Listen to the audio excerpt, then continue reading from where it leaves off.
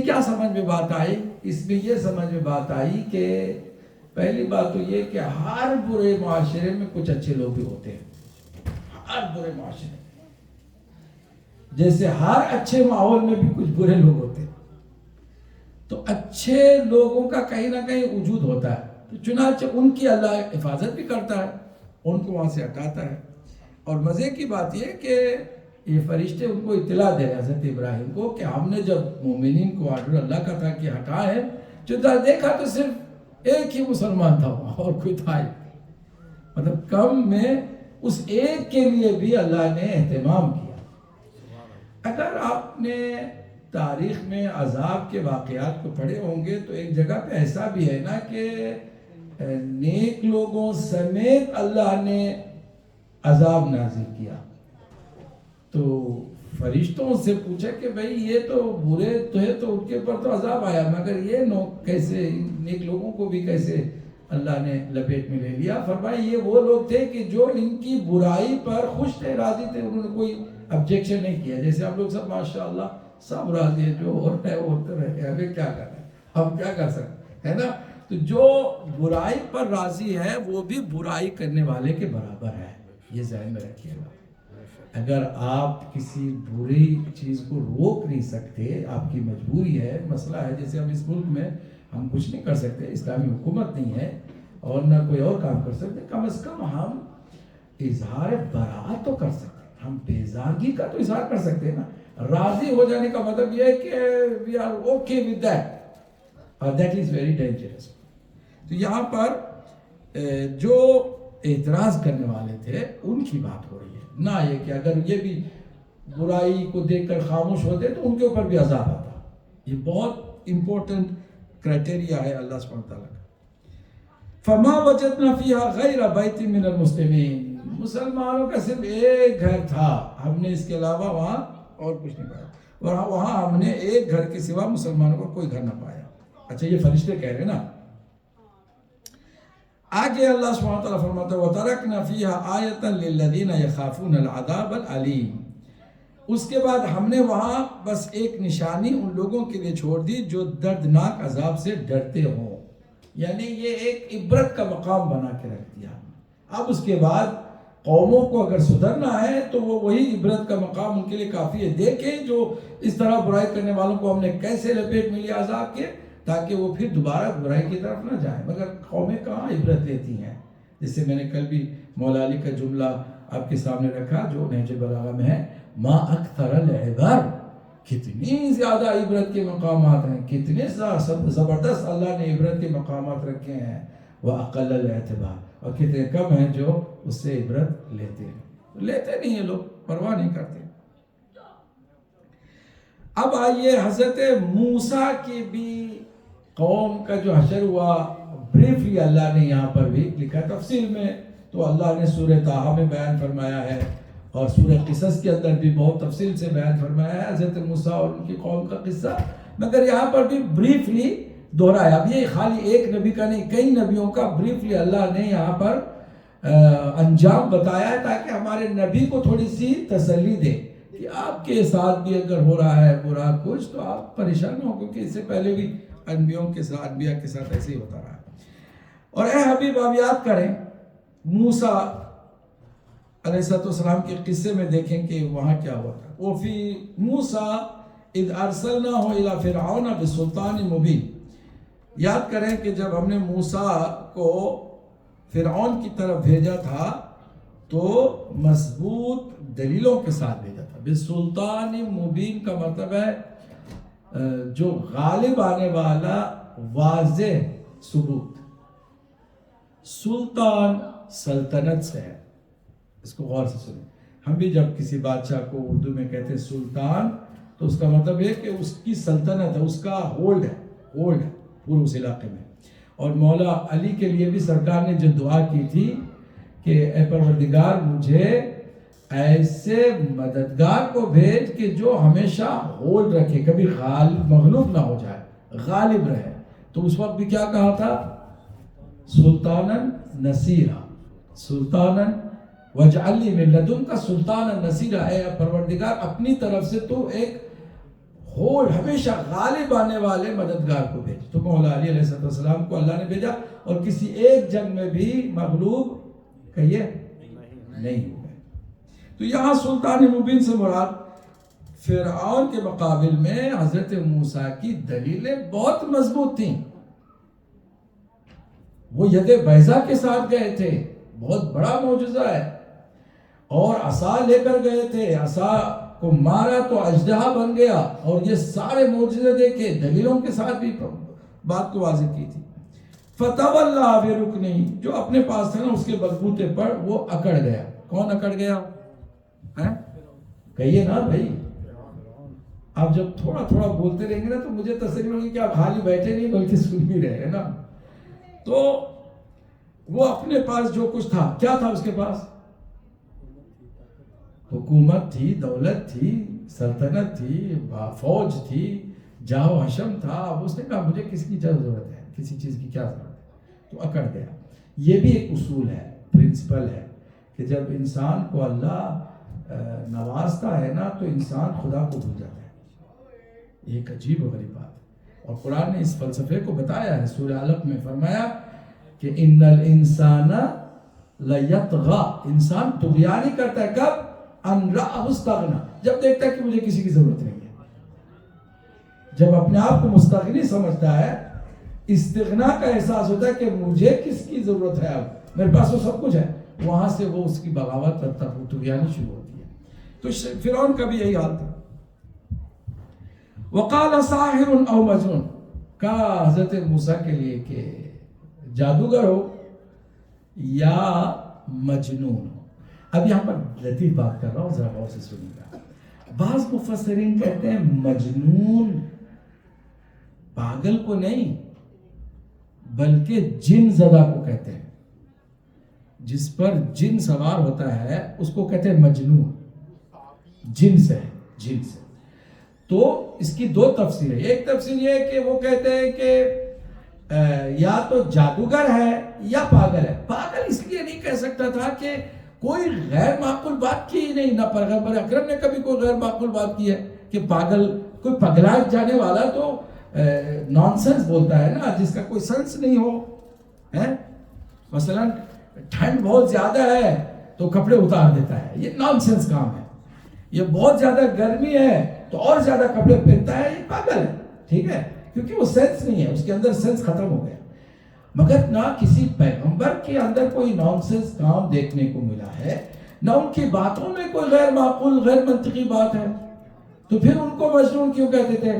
یہاں پر بعض مفسرین نے کہا کہ مجنون سے مراد جن زدہ. انہوں کو سمجھتے تھے کہ یہ جو ہے یہ کسی جن کے ساتھ چل رہا ہے, یہ جو حرکتیں کر رہا ہے, یہ جو پاور دکھا رہا ہے, یہ کچھ اژدہا بن رہا ہے, اس کا ایک جو ہے وہ عصا پھینکتا ہے, یہ جیب میں ہاتھ ڈال کے نکلتا ہے تو اس سے روشنی نکلتی ہے, یہ کوئی جن زدہ ہے, اس کے ساتھ کوئی جن لگا ہوا ہے. یہ بعض مفسرین نے اس کا مجنون کا معنی بتایا. تو دونوں ذہن میں رکھیے گا.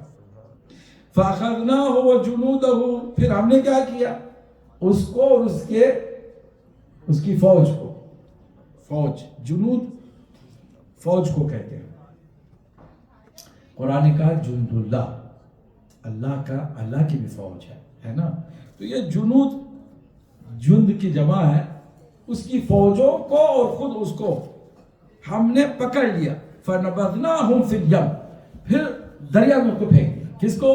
فرعون کو. اور اب ایک پوری داستان ہے نا, وہ داستان سورہ طٰہٰ میں آئی ہے, سورہ قصص میں آئی ہے, مگر یہاں صرف بریفلی اللہ اپنے پیغمبر کو تسلی دینے کے لیے موسیٰ کے مقابلے میں جو کچھ تھے انہوں نے, فرعون نے اور جو اس کے فوج نے کیا, ہم نے ان کے ساتھ وہ حشر کیا.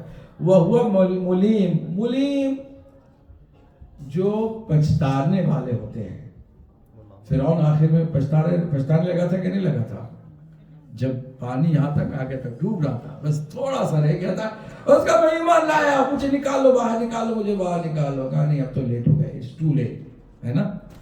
تو یہ ملیم کا مطلب ہے پچھتانے والا, ملامت سے. ملیم ملامت سے, ملیم کہتے ہیں پچھتانے والے, ملامت کرنے والے, جو اپنے آپ کو ملامت کر رہے ہیں. اچھا, یہ حضرت موسیٰ کی داستان بتا دی, اس سے پہلے حضرت لوط کی داستان بتا دی. اب یہاں پھر حضرت عاد, حضرت صالح کی داستان ہے. حضرت صالح کی قوم کو کیا کہتے تھے؟ عاد. اب یہاں دیکھیں وَفِي عَادٍ إِذْ أَرْسَلْنَا عَلَيْهِمُ الرِّيحَ الْعَقِيمَ. اور یاد کرو اے نبی عاد کے اس قصے میں جبکہ ہم نے ان پر ایک ایسی بانج وہ ہوا یا عقیم کہتے ہیں بانج کو، یعنی بانج عام طور سے جو لا اولاد ہوتے ہیں نا ان کو کہا جاتا ہے، تو ہوا کو بھی اللہ نے عقیم کہا. اس میں ایک لطیف نکتہ ہے، وہ یہ کہ وہ ہوا ہم نے ہوا چلائی کہ جس میں ذرہ برابر فائدہ نہیں تھا، کیونکہ ہوا میں تو بڑے فائدے ہیں نا. ہوا تو ہماری خود زندگی سے اس کے ساتھ زندگی کا اس کے ساتھ تعلق جڑا ہوا ہے، مگر یہ جو ہوا بربادی کے لیے چلی ہے نا اس میں کوئی فائدہ نہیں تھا، اس لیے اسے اللہ نے ریح عقیم کہا. یہ بانج ہوا چلی ان کے خلاف. ما تذر من شيء اتت عليه الا جعلته كالرميم. وہ کہیں سے نہیں گزری سوائے اس کے کہ اس کو سڑا کے رکھ دیا، برباد کر کے چھوڑ دیا. وہ ہوا جہاں سے گزری تباہی مچاتے ہوئے گزری، کہ جس چیز پر بھی وہ گزر گئی اسے بوسیدہ کر کے رکھ دیا. بوسیدہ کر کے رکھ دیا مطلب کھوکھلا کر کے رکھ دیا، اس کی حیثیت کو ختم کر کے رکھ دیا، تباہ کر کے رکھ دیا. اچھا پھر ثمود. وَفِي ثَمُودَ إِذْ قِيلَ لَهُمْ تَمَتَّعُوا حَتَّى حِينٍ.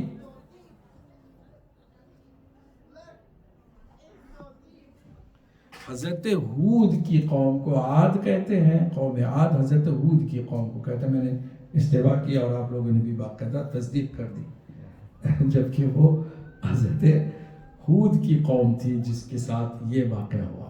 ہوا چلی برباد کر کے چھوڑ دیا. اب سمود جو ہے وہ حضرت صالح کی قوم ہے.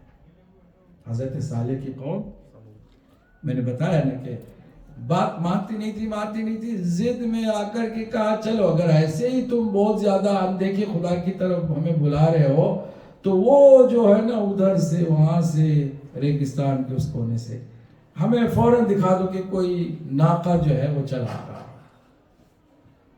کسی جتھے سے نکال کے نہیں، وہاں سے تم ایک.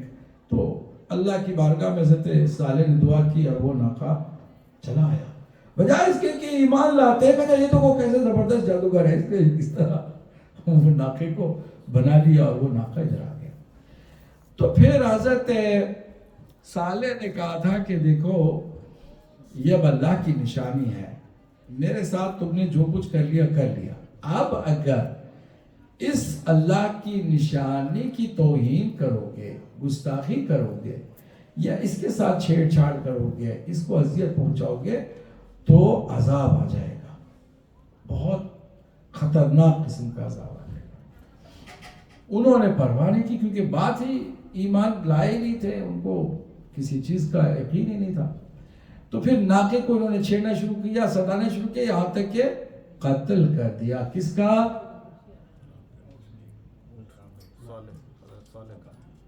ناقے کا، حضرت صالح کے ناقے کا انہوں نے قتل کر دیا. اب حضرت صالح نے کہا دیکھو میں نے پہلے ہی بتایا تھا کہ تم یہ کرو گے تو عذاب آئے گا. اب اس عذاب سے کوئی نہیں بچا سکتا سوائے ایک کام کے. کیا؟ کہ جلدی ایمان لے آؤ، توبہ کر لو فوراً، اور میں تمہیں 3 دن مہلت دیتا ہوں. 3 دن کی مہلت. اگر ان 3 دنوں میں ٹھیک ہو گئے، توبہ کر کے ایمان لائے، تو پھر میں دعا کروں گا اللہ وہ جو عذاب آنے والا ہے اس کو مٹا دے. اور اگر یہ نہ کرو تو پھر تم پر عذاب یقینی ہے. ان بدبختوں نے اس مہلت میں بھی عیاشیاں زیادہ شروع کر دی. کہتے ہیں ہم کو تو نہ تیرے خدا پہ ایمان ہے نہ تجھ پہ ایمان ہے، ہم تو ایمان نہیں لانے والے، ہم نے کوئی غلطی کیا، بہت زیادہ. تو اب اس کی ان 3 دنوں میں عیاشی کی بات قرآن مجید نے یہاں بیان فرمائی ہے. سورہ زاریات کی آیت نمبر 43 سے فرماتا وَفِي ثَمُودَ إِذْ قِيلَ لَهُمْ تَمَتَّعُوا حَتَّى حِينٍ. اور تمہارے لیے نشانی سمود میں جب ان سے کہا گیا تھا کہ ایک خاص وقت تک مزے کر لو، یہ 3 دن، ایک خاص وقت کے مزے کر لو، نہیں وہ 3 دن کی جو مہلت اللہ کے نبی حضرت صالح نے انہیں دی تھی، اس میں انہوں نے مزے کر لیے. فَعَتَوْا عَنْ أَمْرِ رَبِّهِمْ فَأَخَذَتْهُمُ الصَّاعِقَةُ وَهُمْ يَنْظُرُونَ. مگر اس تنبیہ پر بھی انہوں نے اپنے رب کے حکم سے سرتابی کی، پرواہ نہیں کی. آخرکار ان کے دیکھتے دیکھتے ایک اچانک بجلی سی آئی، بجلی سی ٹوٹ پڑی، اور وہ ایسا عذاب تھا کہ وہ دیکھتے ہی رہ گئے اور ان کو تباہ کر کے چلی گئے. ٹھیک ہے، وہم ینظرون کا مطلب ہے کہ وہ بجلی، اس کی کڑک، اس کی تباہی جو ہے وہ انہوں نے اپنی آنکھوں سے بھی دیکھا، مگر فَمَا اسْتَطَاعُوا مِنْ قِيَامٍ، وہ اٹھ بھی نہ سکے. بھاگنے کے لیے اٹھنا چاہیے نا آدمی کو، جب بجلی تھی اور شدید قسم کی تو یہ دیکھتے رہ گئے.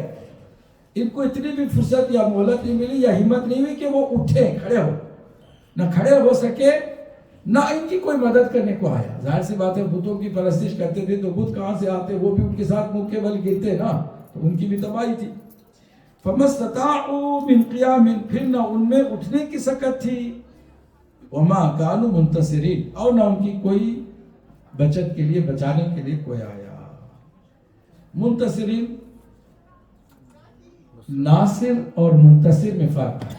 اب یہ ذرا سا تفسیری نکتہ ہے، غور کریں.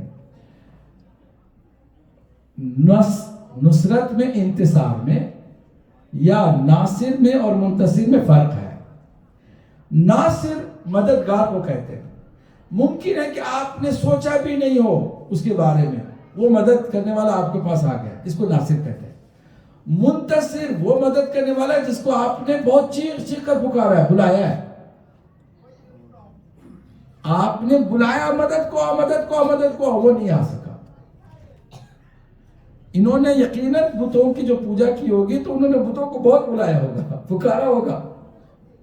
جیسے ابو جہل کے زمانے میں تھا نا، لوگ لات و عزا کو پکارتے تھے، اور وہاں پر بھی بڑے جو بت تھے 3 ہی تھے. وہ بھی عجیب اتفاق، وہاں بھی مکے میں بھی جو بڑے جو بت تھے نا، خانے کعبہ میں جو رکھے گئے، جس کی سب سے زیادہ پوجا ہوتی تھی. اب وہ 3 کا ان کے ذہن میں بیٹھ گیا تھا شاید فکر کے، حضور کے بعد بھی 3 ہی کے پیچھے بھاگیں گے، بھاگو. یہ اب ذرا اس آیت کریمہ کی طرف توجہ دیں. وَمَا كَانُوا مُنْتَصِرِينَ، مطلب یہ پکارتے رہ گئے، مدد ان کی کوئی نہیں کر سکا، کوئی ان کو بچانے کے لیے نہیں آ سکا. پھر یہ حضرت صالح کی قوم کا عذاب بتا دیا اللہ نے بریفلی. اب نوح کی قوم کے ساتھ کیا ہوا اس کا بھی تھوڑا سا یہاں ایک ہی آیت میں اللہ نے تذکرہ کر دیا. وَقَوْمَ نُوحٍ، اے پیغمبر نوح کی قوم کے بارے میں بھی آپ یاد کیجئے. من قبل، اس سے پہلے. ظاہر سی بات ہے لوط اور صالح اور ان سب سے پہلے حضرت نوح ہے نا، اس لیے من قبل سے مراد وہ سارے جو ہم نے ابھی بتائے نا، حضرت ابراہیم کے زمانے میں لوط کے بعد پھر ثمود کے بعد پھر عاد، یہ ساری قوموں کے ہم نے عذاب بتایا نا. یہ سب ان سب سے پہلے نوح کی قوم کے پر بھی ہم نے عذاب نازل کیا تھا. انہم کانوا قوما فاسقین، یہ نوح کی قوم بھی بڑی فاسق قوم تھی، فسق و فجور میں، انکلوڈنگ ان کی وائف پتہ کیا کرتی تھی؟ یہ عجیب ہے. حضرت نوح نکلتے تھے تبلیغ کے لیے گھر سے تو یہ بھی پیچھے سے گھر سے نکلتے تھے، پیچھے لوگوں کو اکٹھا کر کے حضرت نوح تقریر کر رہے، کھڑے ہو کے بتا رہے، دیکھو یہ بت، یہ سب چیزیں چھوڑو، تمہارا خدا وہ خدا ہے جو زمین کا ہے، آسمان کا ہے، توحید کی تبلیغ کر رہے ہیں. پیچھے کھڑے ہو کر حضرت نوح کو نظر نہیں آ رہی ہے کون؟ کہیے بھائی، نوح کی بیوی پیچھے کھڑے ہو کر کہتی تھی ایسے خالی اشارہ. لوگ جو بیٹھے ہوئے تو اٹھ کے بھاگتے تھے، یہ پاگل ہے، تو اٹھو، یہ اس کی بیوی کہہ رہی ہے پاگل ہے، نکلو یہاں سے. تو سب چلے جاتے تھے، اور جب سب چلے جاتے تھے تو حضرت نوح روتے تو یہ ہنستی. یہ اس قدر کسی کو اللہ ایسی بیوی نصیب نہ کرے جو شوہر کو اس طرح رلاتی تھی، ہے نا. نوح کا نام نوح اسی لیے ہو گیا کہ نوحہ پڑھتے تھے، ہر روز نوحہ کرتے روتے تھے گڑ گڑا کر. اور سب سے بڑی دشمن کون ہے؟ اسی کی گھر والی. مگر کتنا حوصلہ ہوتا ہے نبیوں کا کہ ایسی بیویوں کو بھی طلاق نہیں دیتے. اور ہم لوگ ہیں کہ ذرا سی مشکل آئی فوراً کہتے طلاق طلاق طلاق ہے. یہ بھی تو عبرت کے لیے ہمارے لیے بہت زبردست بات ہے. وقوم نوح من قبل انہم كانوا قوما فاسقین، اور ان سے پہلے ہم نے نوح کی قوم کو ہلاک کیا کیونکہ وہ فاسق لوگ تھے. اب اللہ سبحانہ تعالیٰ آسمان و زمین، بار بار آپ نے کبھی سوچا ہے کہ قرآن مجید میں بار بار آسمان زمین آسمان زمین آسمان زمین کا تذکرہ کیوں کیا ہے؟ تاکہ ہم متوجہ رہیں کہ بھائی جو کچھ بھی ہے اس کے کنٹرول میں ہے، ہم اس سے بھاگ نہیں سکتے ہیں، کسی صورت اس کی نافرمانی نہیں کر سکتے ہیں. اللہ کی نافرمانی کسی صورت بھی ممکن نہیں ہے کیونکہ سب کچھ اس کا ہے. یہ آسمان یہ زمین جس سے تم روزانہ سروکار رکھتے ہو، تمہارا تعلق جڑا ہوا ہے، تمہاری زندگی کا تعلق جڑا ہوا ہے، تمہاری سانسوں کا سب کچھ اللہ کے اختیار میں. اسی لیے زمین اور آسمان کا بڑا تذکرہ اللہ سبحانہ وتعالیٰ نے فرمایا. وَالسَّمَاءَ بَنَيْنَاهَا بِأَيْدٍ وَإِنَّا لَمُوسِعُونَ، آسمان کو ہم نے اپنے زور سے بنایا ہے اور ہم اس کی قدرت بھی رکھتے ہیں. کمپلیٹ آسمان اس کے ساتھ جو کچھ بھی ہے، اور زمین کے لیے ویسے ہی. وَالْأَرْضَ فَرَشْنَاهَا، اور ہم نے زمین کا بھی فرش بچھایا. فَنِعْمَ الْمَاهِدُونَ، ہم کتنے زبردست ہموار کرنے والے ہیں. یعنی زمین کو کس طرح سنبھالے ہوئے ہیں، پانی پر ایک مٹی کی جو ہے نا حصیر بچھائی ہوئی ہے، چٹائی بچھائی ہوئی ہے، اور پھر اس کی بھرپور حفاظت بھی کر رہے، اور اس سے پوری کائنات کو روزی بھی مل رہی ہے. وَمِن كُلِّ شَيْءٍ خَلَقْنَا زَوْجَيْنِ، اور ہم نے ہر چیز میں جوڑے بنائے. آج کچھ سال پہلے سائنس نے یہ ثابت کیا کہ حتیٰ پودوں میں بھی جوڑے ہوتے ہیں، درختوں میں بھی جوڑے ہوتے ہیں، اور ان کے ساتھ بھی ویسے ہی ہوتا ہے جیسے میاں بیوی کے درمیان ہوتا ہے، مگر وہ ہوا ان کو ایک دوسرے سے ملاتی ہے. درختوں میں بھی جوڑے ہوتے ہیں. قرآن نے کہا ہر چیز میں ہم نے جوڑے بنائے. ہر چیز میں، ہر چیز کا مطلب ہے پتھر کے بھی کوئی جوڑا ہوگا. ہر چیز، پودوں میں، درختوں میں، مچھلیوں میں، جانوروں میں، غیر جانور حتی نباتات میں تک اللہ نے جوڑے بنائے ہیں. وَمِن كُلِّ شَيْءٍ خَلَقْنَا زَوْجَيْنِ لَعَلَّكُمْ تَذَكَّرُونَ، تاکہ تم متذکر ہو جاؤ، تاکہ تم پھر سے اللہ کی طرف متوجہ ہو جاؤ. یہی ساری باتیں بار بار ریپیٹ اسی لیے ہوتی ہے کہ تم متوجہ رہو، اللہ سبحانہ تعالیٰ کی بارگاہ میں واپس آنے کی کوشش کرو. تو پھر کیا کرو؟ فَفِرُّوا إِلَى اللَّهِ، ایک آپ سے سوال کرتے ہیں قرآن میں وہ کون سا فرار ہے جو تعریف کے قابل ہے؟ فرار کرنا کبھی بھی تعریف کے قابل نہیں ہے. فرار کرنا، بھاگنا کہیں بھی کہیے گا بھائی تعریف کے قابل نہیں ہے. صرف ایک جگہ پر سورہ زاریات کی آیت نمبر 50 میں اس کی تعریف میں فرمایا ہے. تو تم فرار کرو اللہ کی طرف، یعنی دنیا سے، دنیا کی چیزوں سے نکل کے بھاگو کس کی طرف؟ اللہ. یہ ٹھیک ہے، یہ فرار ٹھیک ہے، یہ فرار بہت تعریف کے قابل ہے. فَفِرُّوا إِلَى اللَّهِ إِنِّي لَكُمْ مِنْهُ نَذِيرٌ مُبِينٌ، تو دوڑو اللہ کی طرف، میں تمہارے لیے اس کی طرف سے صاف صاف خبر دینے والا ہوں یا خبر کرنے والا ہوں. یہ کون ہے؟ پیغمبر اکرم صلی اللہ علیہ وآلہ وسلم کی طرف سے. جلدی جلدی کم از کم یہ سورہ تو کمپلیٹ آج کر لیتے ہیں. وَلَا تَجْعَلُوا مَعَ اللَّهِ إِلَٰهًا آخَرَ، وہی بار بار نبیوں کی تعلیم کہ اللہ کے ساتھ کسی اور کو اپنا خدا معبود نہ بنانا. اِنِّي لَكُمْ مِنْهُ نَذِيرٌ مُبِينٌ، میں تمہارے لیے اللہ کی جانب سے صاف صاف ڈرانے والا ہوں، واضح مبینہ طور پر تمہیں خبر دینے والا ہوں. كَذَلِكَ مَا أَتَى الَّذِينَ مِن قَبْلِهِم مِّن رَّسُولٍ إِلَّا قَالُوا سَاحِرٌ أَوْ مَجْنُونٌ، یوں ہی ہوتا رہا ان سے پہلے کی قوموں کے پاس بھی کوئی رسول ایسا ہی نہیں آیا، کوئی رسول نہیں آیا کہ جس کی تکذیب نہ ہوئی ہو، جھٹلایا نہ گیا ہو، یا اس کو یہ نہ کہا گیا ہو کہ یا ساحر یا مجنون. یہ کہا جادوگر ہے یا مجنون. مجنون کے دو معنی ذہن میں رکھیں گے تو کلیئر ہوگی بات. ورنہ ہر نبی کی بات میں کوئی ایسا پاگل پن ہوتا نہیں تھا کہ یہ مجنون کہہ دیتے تھے. یا پاگل، مجنون سے مراد پاگل نہیں ہے بلکہ کیا ہے؟ مجنون سے مراد جن زدہ. وہ یہ سوچتے تھے کہ جن کے ساتھ چل رہا ہے اسی لیے یہ سب کمالات دکھا رہا. ٹھیک ہے. اتواصوا بہ بل ہم قوم طاغون. یہ زبردست بات ہے. غور سے سنیے. کیا انہوں نے پہلے سے ملاقات کر کے میٹنگ کر کے طے کر لیا تھا کہ نبیوں کے ساتھ ایسا کریں گے؟ ان کو یا کہیں گے جادوگر یا پھر مجنون. کیا نوح سے قوم سے لے کے پیغمبر کی قوم تک یہ ساری قوموں نے کسی جگہ پہ میٹنگ کر لی تھی اور طے کر لیا تھا کہ جو بھی نبی آئے گا ہم یہی الزام دیں گے، یا ہم کہیں گے جادوگر ہے یا ہم کہیں گے مجنون ہے؟ کیا ایسا ہے؟ اللہ فرمایا نہیں، ایسا نہیں ہے. وہ خود ہی جو خدا کو چھوڑتے ہیں وہ اسی طرح کی بات کرتے ہیں.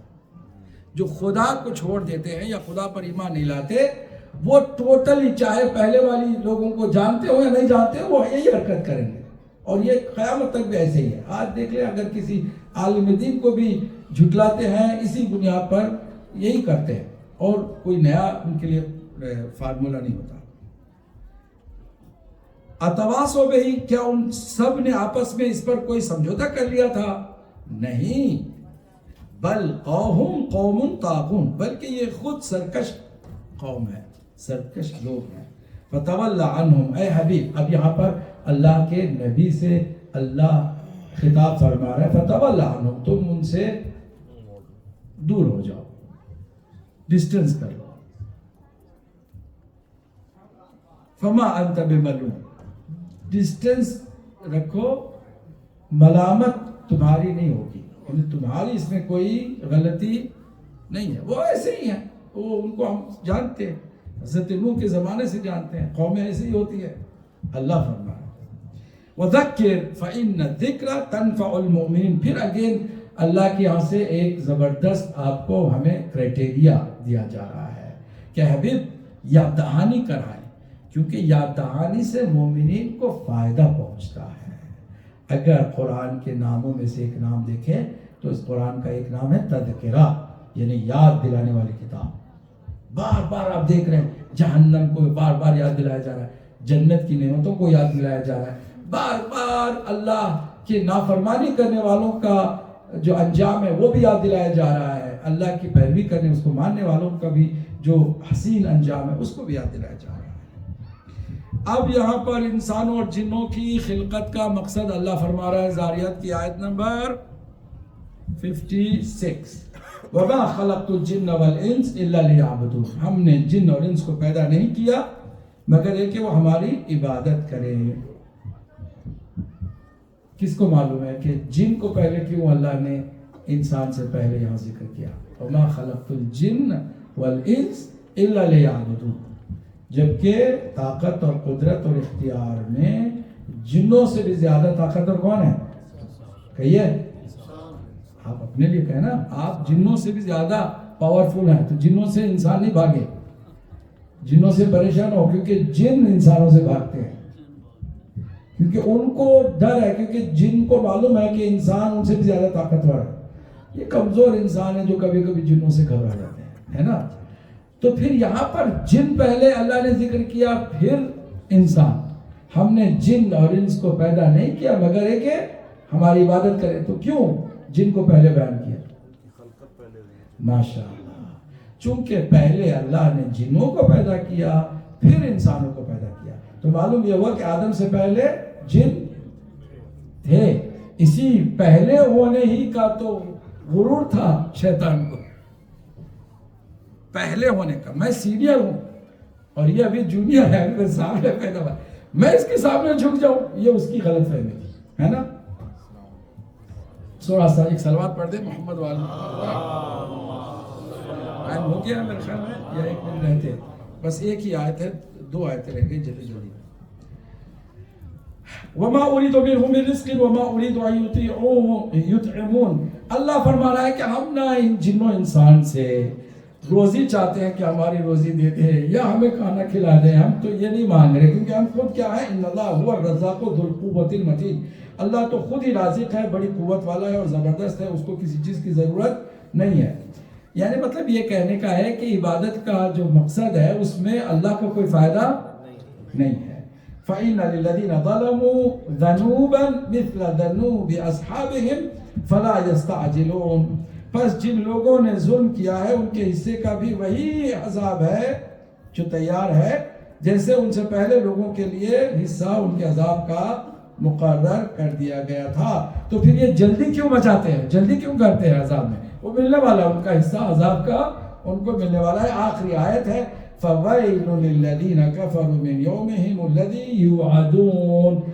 وائے ہو, تباہی ہو ان لوگوں کے لیے جو کفر کرتے ہیں اور پھر اس دن سے نہیں ڈرتے جن کا انہیں وعدہ دیا گیا ہے.